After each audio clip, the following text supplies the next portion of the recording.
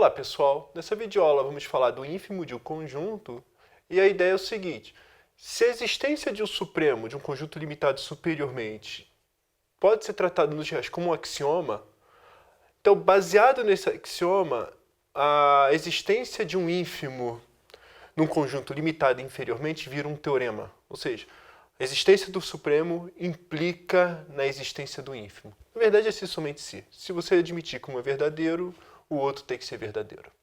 Então, essa aula eu só vou definir e provar esse resultado.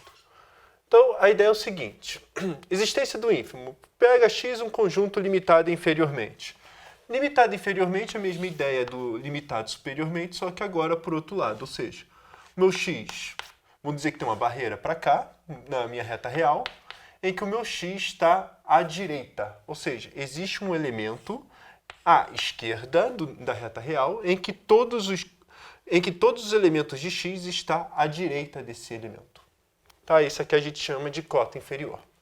Mesma ideia que tem do cota superior, tem a mesma ideia da cota inferior. E a gente define o ínfimo de x se b é cota inferior de x, isto é, b é menor ou igual a x para todo x pertencente a x, a definição de cota inferior.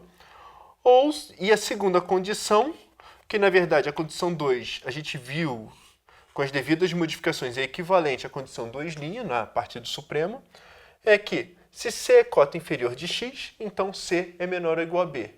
E pode ser substituído por se c é maior que b, ou seja, a negação disso, então a negação disso. C não é cota inferior de x. Mas dizer que C não é cota inferior de x é a mesma coisa que dizer que existe um elemento em x tal que C é menor que x.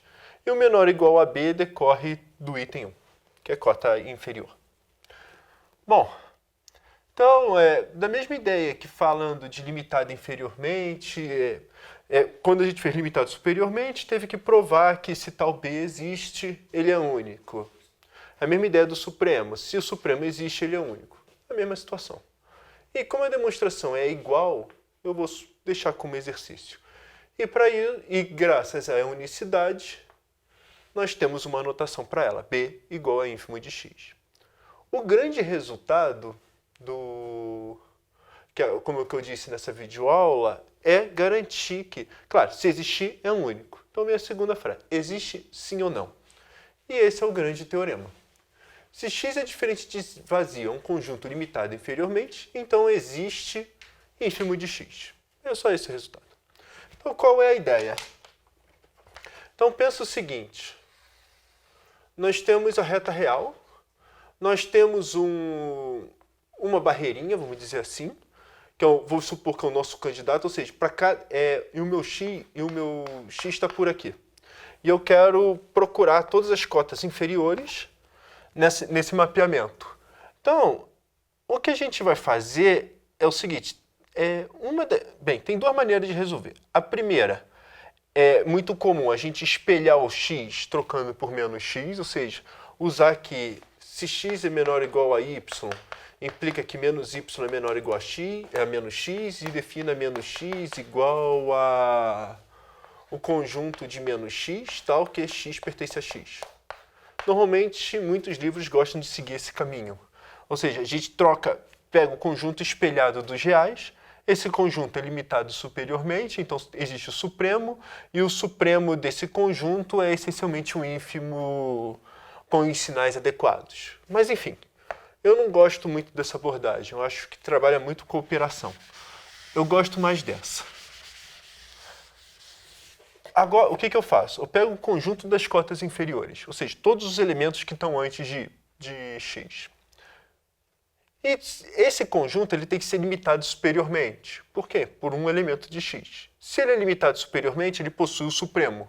Se ele possui esse supremo aqui, o que eu estou dizendo é que o supremo desse conjunto é igual ao ínfimo desse. Vou escrever isso aqui um pouco. Então, ó, seja y o conjunto dos números reais tais que y é cota inferior de x.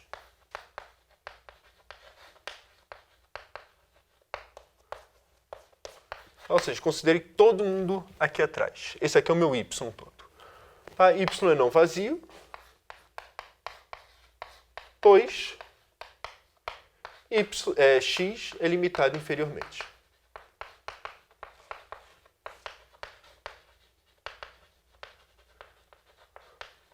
Agora, o que eu vou falar para vocês é que, mas afirmo que y é limitado superiormente.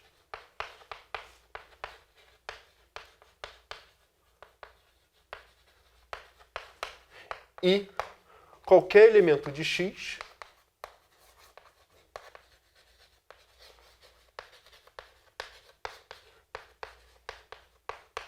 é cota superior de y.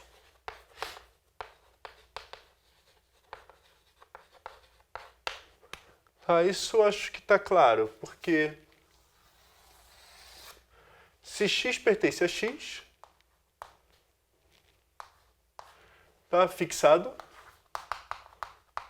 então, dado y pertencente a y, tem-se y menor ou igual a x. Isso aqui já é direto, porque y é cota inferior de x, ou seja, y é menor ou igual a todos os elementos de x, em particular para esse elemento fixado. Então, o que eu estou dizendo é que x é cota superior de y para todo y. Agora, o que eu vou querer fazer é, pelo axioma do supremo,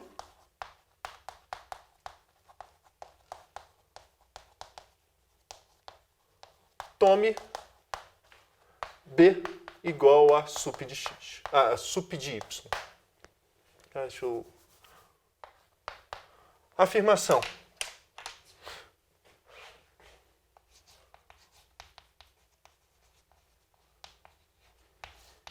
Quando a gente vai fazer a afirmação é que b também é o ínfimo de x.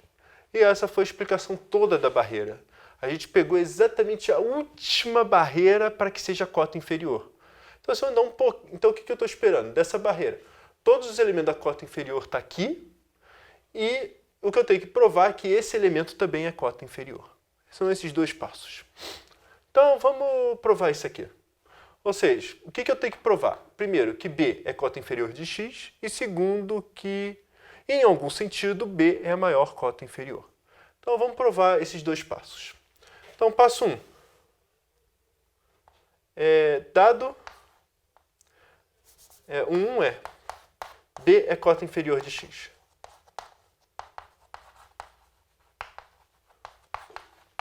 Bom, como que a gente prova que b é cota inferior de x? Assim, diretamente é impossível. É bem complicado de escrever. Então, a gente suponha que não. Suponha que não.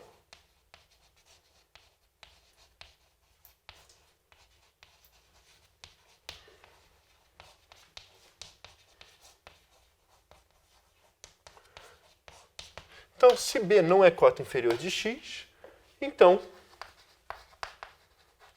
existe x pertencente a x, tal que x é menor que b. Mas se existe x pertencente a x, tal que x é menor que b, o que eu estou querendo falar para vocês é que y é menor ou igual a x, tá? Isso que a gente vai ter que provar, isso aqui que é fato, ou seja, existe um x menor que b, mas qualquer x é cota superior de y. Então, y é menor ou igual a x para todo y pertencente a y. Absurdo.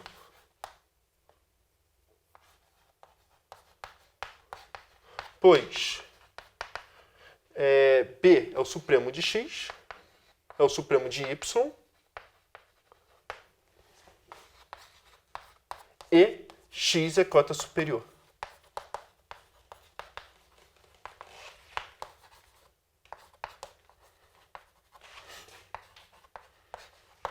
Tá, então, isso prova o passo 1. O que a gente fez foi isso, usar esse fato aqui, mostrar que todo conjunto x, todo elemento de x é cota superior, e depois a gente replicou esse argumento aqui, porque se não fosse, existe um x pertencente a x, tal que x é menor que b, mas x é cota superior e x é menor que b, mas isso contraria o fato de b ser a menor cota superior de y. E agora o passo 2, que eu gosto de fazer também, é o seguinte. Eu vou ter que agora falar que o b é a maior cota, ou seja, o que está mais à direita das cotas inferiores. Então, tome.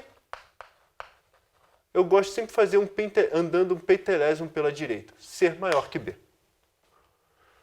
Então, bom, se eu pegar um C maior que B, ou seja, aqui está o meu B, meu X está para cá, o meu Y está para cá. No fundo é isso. Eu agora peguei um C um pouquinho maior que B. Então, o que eu estou falando para vocês? Bom, se o meu Y está todo mundo à esquerda de B, é isso que está dizendo que B é ser supremo de Y, então o que eu estou dizendo é que, então, como B é igual a sup de Y, tem-se que C não pertence a Y. O que significa C não pertence a Y? Logo, C não é cota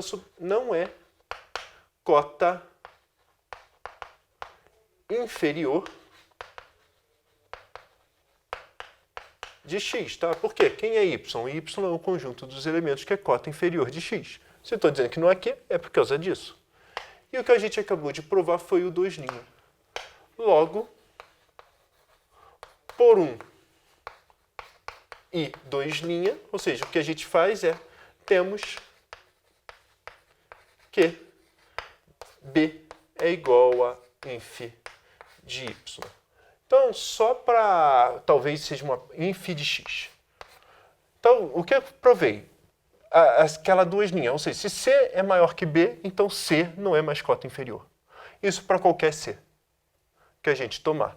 Então, foi exatamente aquela propriedade 2' que é o que a gente escreveu lá no início. Eu só prefiro deixar fixado essa argumentação, que é o seguinte: se C é maior que B, então C não é cota inferior de Y. O que significa C não é cota inferior? Que existe x pertencente a x, tal que vale essa desigualdade toda. Foi aquele final que a gente fez ali.